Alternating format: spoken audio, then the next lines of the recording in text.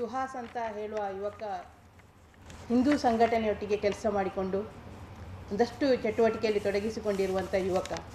ಅವನಿವತ್ತು ಹೇಗೆ ಬಿಂಬಿಸಿದ್ದಾರೆ ಅಂತ ಹೇಳಿದರೆ, ಒಬ್ಬ ದರೋಡೆಕೋರ ಅಥವಾ ಇನ್ನಿತರ ಒಂದು ದೃಷ್ಟಿಯಲ್ಲಿ ನೋಡುವಂಥ ಸಂದರ್ಭ ಬಂದಿದೆ.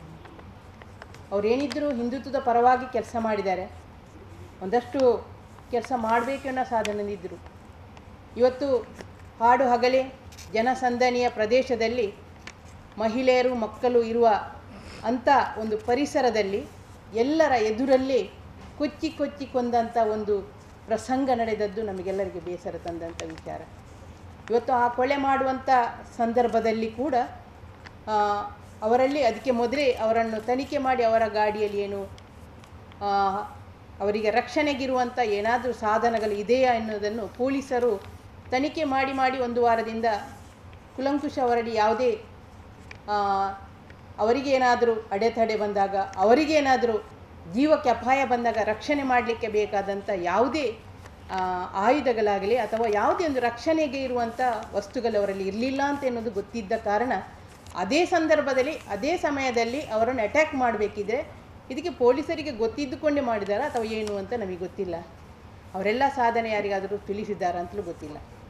ಇವತ್ತು ನಿನ್ನೆ ಪರಮೇಶ್ವರ್ ಅವರು ಬಂದಿದ್ದರು, ಗೃಹ ಸಚಿವರು. ಅವರು ದಲಿತರ ಪರವಾಗಿರುವವರು ಅಂತ ಹೇಳ್ಕೊಂಡಿದ್ದರು, ನಾನು SC ಅಂತ ಹೇಳ್ತಿದ್ರು. ನಿನ್ನೆ ಬಂದು ಈ ಒಂದು ಜಿಲ್ಲೆಗೆ ಬಂದು ಪತ್ರಿಕಾಗೋಷ್ಠಿಯನ್ನು ಮಾಡಿಕೊಂಡು ಹೋಗಿದ್ದಾರೆ. ಆ ಸಂದರ್ಭದಲ್ಲಿ ನಾನು ಒಬ್ಬ ಮಹಿಳೆ ಶಾಸಕಿಯಾಗಿ ಸುಳ್ಯ ವಿಧಾನಸಭಾ ಕ್ಷೇತ್ರದಿಂದ ಆಯ್ಕೆಯಾದ, ಮೀಸಲು ಕ್ಷೇತ್ರದಿಂದ ಆಯ್ಕೆಯಾದಂಥ ಮಹಿಳೆ ಇರುವಾಗ ನನ್ನನ್ನಾದರೂ ಒಂದು ಕರೆಸಿ ಅವರ ಜೊತೆಗೆ ಒಂದು ನನ್ನಲ್ಲಿ ಮಾತುಕತೆಗೆ ಕರಿಬೋದಿತ್ತು. ಬರೀ ಒಂದು ಸಮುದಾಯದ, ಒಂದು ಮುಸ್ಲಿಂ ಸಮುದಾಯದರೊಟ್ಟಿಗೆ ಮಾತ್ರ ಮಾತುಕತೆ ಮಾಡಿ ಹೋದದ್ದು ಇದು ಇಡೀ ಒಂದು ನಮ್ಮ ಸಮಾಜಕ್ಕೆ ಒಂದು ಕೆಟ್ಟ ಸುದ್ದಿಯನ್ನು ಒಂದು ಹಬ್ಬಿಸುವಂಥದ್ದಾಗಿದೆ. ಯಾಕಂತ ಹೇಳಿದರೆ ಅವರು ಒಬ್ಬರು ಗಣ ಸರ್ಕಾರದ ನಾಯಕ, ಅವರು ರಕ್ಷಣೆ ಕೊಡಬೇಕಾದಂಥ ವಿಚಾರ ಇದ್ದದ್ದಲ್ಲಿ ಅಲ್ಲಿ ಇವತ್ತು ಅವರ ಈ ಕಾಂಗ್ರೆಸ್ ಸರ್ಕಾರ ಬಂದ ನಂತರ ಮಹಿಳೆಯರಿಗೆ ಕೂಡ ರಕ್ಷಣೆ ಇಲ್ಲದಂಥ ಒಂದು ಪರಿಸ್ಥಿತಿ ಉಂಟಾಗಿದೆ. ಆ ನಿಟ್ಟಿನಲ್ಲಿ ಇವತ್ತು ನಾನು ಅವರಲ್ಲಿ ಕೂಡ ಹೇಳ್ತೇನೆ, ಒಬ್ಬ ಗೂಂಡ ಅಂತೇಳಿ ಹಾಕಬೇಕಿದ್ರೆ DKS ಅವರಲ್ಲಿ ಕೂಡ ಒಂದಷ್ಟು ಕೇಸುಗಳಿದೆ, ಅವರ ಬಗ್ಗೆ ಕೂಡ ಕೇಸುಗಳಿದೆ, ಪರಮೇಶ್ವರ ಮೇಲೆ ಕೂಡ ಕೇಸುಗಳುಂಟು. ಅವರೆಲ್ಲರನ್ನೂ ಗೂಂಡಾಗಳಂತೇಳಿ ಆ ಒಂದು ಇದಕ್ಕೆ ಸೇರಿಸಲಿಕ್ಕೆ ಆಗ್ತದಾ? ಹಾಗಿದ್ರೆ ಅವರನ್ನು ಯಾಕೆ ಬಿಟ್ಟರು?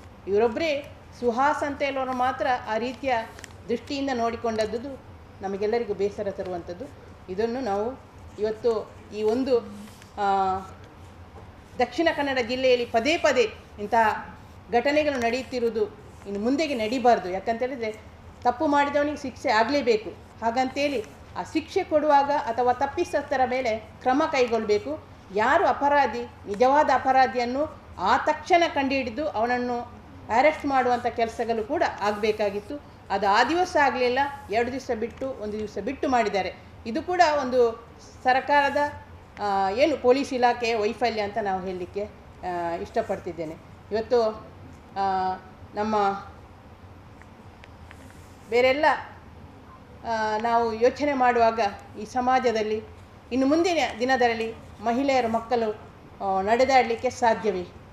ಇಂಥ ದ್ವೇಷವನ್ನೇ ಕಟ್ಟಿಕೊಂಡು ಹೋದರೆ ಸಮಾಜದಲ್ಲಿ ಈ ಸಮಾಜವನ್ನು ಕಟ್ಟಲಿಕ್ಕೆ ಯಾರಿಂದಲೂ ಸಾಧ್ಯ ಇಲ್ಲ. ಆ ನಿಟ್ಟಿನಲ್ಲಿ ದ್ವೇಷವನ್ನು ಬಿಟ್ಟು ಸಮಾಜದಲ್ಲಿ ಪ್ರೀತಿಯಿಂದ ಬದುಕುವಂಥ ಜೀವನ ಆಗಬೇಕು. ಅದಕ್ಕೆ ಪೂರಕವಾದ ಮಾರ್ಗದರ್ಶನವನ್ನು ಸರ್ಕಾರ, ಇವತ್ತು ಸಿದ್ದರಾಮಯ್ಯ ಸರ್ಕಾರ ಇರ್ಬೋದು, ಇವತ್ತು ನಮ್ಮ ಪರಮೇಶ್ವರ್ ಇವತ್ತು ಗೃಹ ಸಚಿವರು ಆ ರೀತಿಯ ಸಂದೇಶಗಳನ್ನು ನಮ್ಮ ರಾಜ್ಯಕ್ಕೆ ಕೊಡಬೇಕು ಇತ್ತು, ಅದನ್ನು ಕೊಡಲಿಲ್ಲ.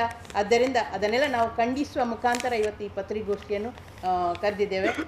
ಬಂದಿರುವಂಥ ನಿಮಗೆಲ್ಲರಿಗೂ ನಾನು ಅಭಿನಂದನೆಯನ್ನು ಸಲ್ಲಿಸಿದ್ದೇನೆ. ಆ ಸ್ಥಳದಲ್ಲಿ ಘಟನೆ ನಡೆಯುವ ಸಂದರ್ಭದಲ್ಲಿ 2 ಮಹಿಳೆಯರು ಬಂದಿದ್ದರು, ಬುರ್ಕದ ಮಹಿಳೆಯರು. ಅವರು ಯಾರು? ಅವರು ಯಾಕೆ ಅಲ್ಲಿ ಬಂದರು?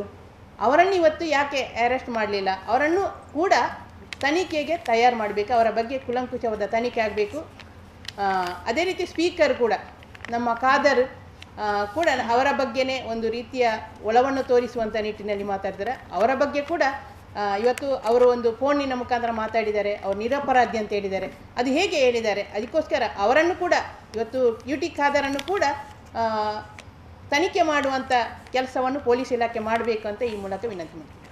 ಈಗ ಹಿಂದೂ ಕಾರ್ಯಕರ್ತ ಅಂತ ಹೇಳಿದ್ದೀವಿ. ಈಗ ಕಾರ್ತಿಕ್ ಅವರ ಕೊಲೆ ಪ್ರಕರಣದಲ್ಲಿ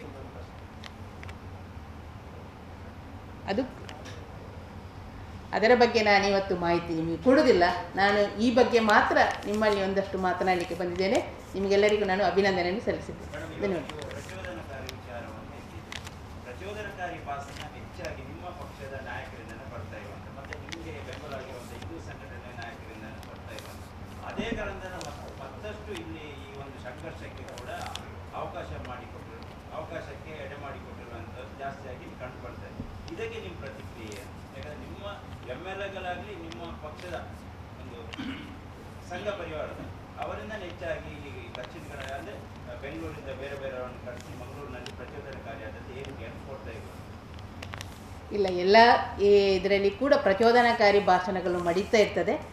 ನಾವು ಮಾತ್ರ ಹಿಂದೂ ಪರವಾದ ಸಂಘಟನೆಗಳು ಮಾತ್ರ ಪ್ರಚೋದನೆ, ಅಂದರೆ ನಮಗೆ ಬೇರೆಯವರ ಮತದ ಬಗ್ಗೆ ನಮಗೆ ಭಾಷೆಗಳು ಬರದ ಕಾರಣ, ನಮಗೆ ಅದು ಅರ್ಥ ಆಗದ ಕಾರಣ ನಾವು ಬರೀ ಹಿಂದೂಗಳು ಮಾತ್ರ ಪ್ರಚೋದನಕಾರಿ ಭಾಷಣ ಮಾಡ್ತಾರೆ ಅಂತ ತಿಳ್ಕೊಂಡಿದ್ದೆ. ಅದು ಸರಿಯಲ್ಲ ಅಂತ. DK ಶಿವಕುಮಾರಿಗೆ ಕೂಡ ಕಾಯ್ದೆ ಹಾಕಬೇಕು, ಹಾಗೆ ಇರ್ಬೇಕಾದ್ರೆ ಹಾಕಿದ್ದು, ಅಶೋಕ್ ಇರ್ಬೇಕಾದ್ರೆ ಹಾಕಿದ್ದು. ಅದರ ಬಗ್ಗೆ ನೀವು ಯಾಕೆ ಮಾತಾಡಲಿಲ್ಲ? ಹಾಗೆ ಯಾಕೆ ಮಾತಾಡಲಿಲ್ಲ? ಬಿಜೆಪಿ ಸರ್ಕಾರ ಬರಬೇಕು.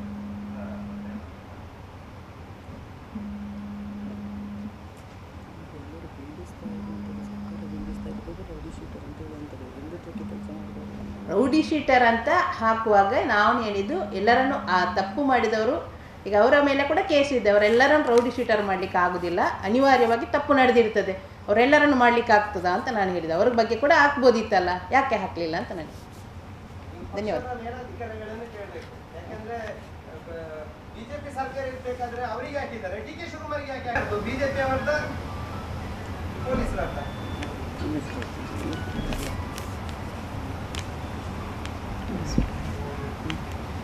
ಈಗ ಸುಭಾಷ್ ಅವರ ಮೇಲೆ ದಲಿತ